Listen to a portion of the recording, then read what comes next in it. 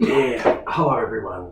My name's Matt Armstrong, and I work for an organisation called Parent to Parent, and I've great privilege to introduce a colleague of mine and also a board member of our organisation, Parent to Parent. Mike is actually going to share some of his story around Parkinson's, bearing in mind that it's International Parkinson's Day today. So, Mike, I guess just sharing, some of your story around Parkinson's and what you'd like people to know about Parkinson's disease. Yeah, sure. As Matt was saying, I have Parkinson's. That's part of the issue that I have. I also have a secondary illness, which is also a Parkinsonian illness. It's progressive supranuclear palsy.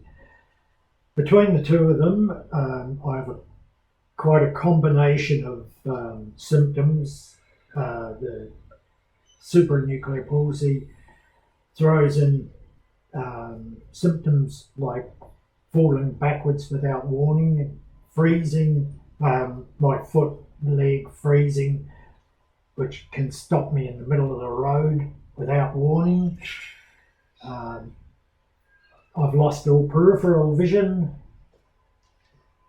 various things like that.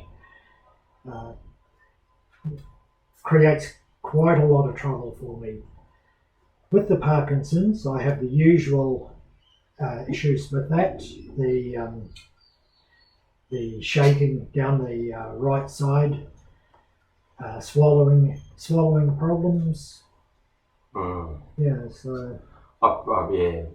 Thank you, Mike, for sharing that part of your story in Parkinson's, and I guess in the broader community, is there anything that you'd like others to know about Parkinson's and how best to support you?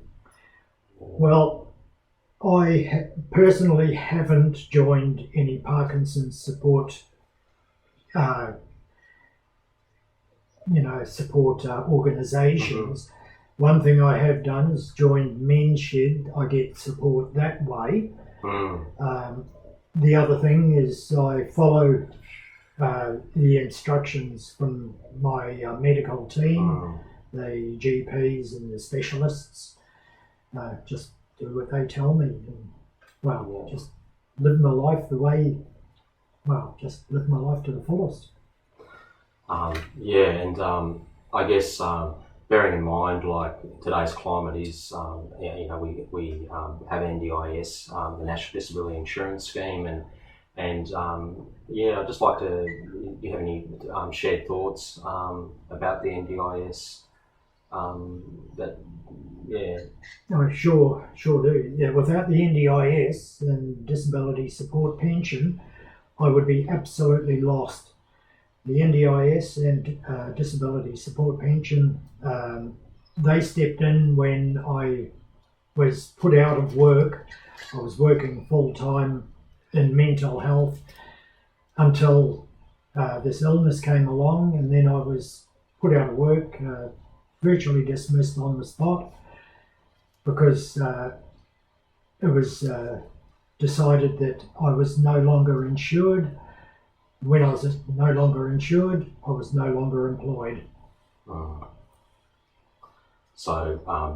Very tough. That's a tough experience to share. So especially for mental health. Yeah, and I really appreciate you sharing that, because I think often that experiences like that aren't often shared.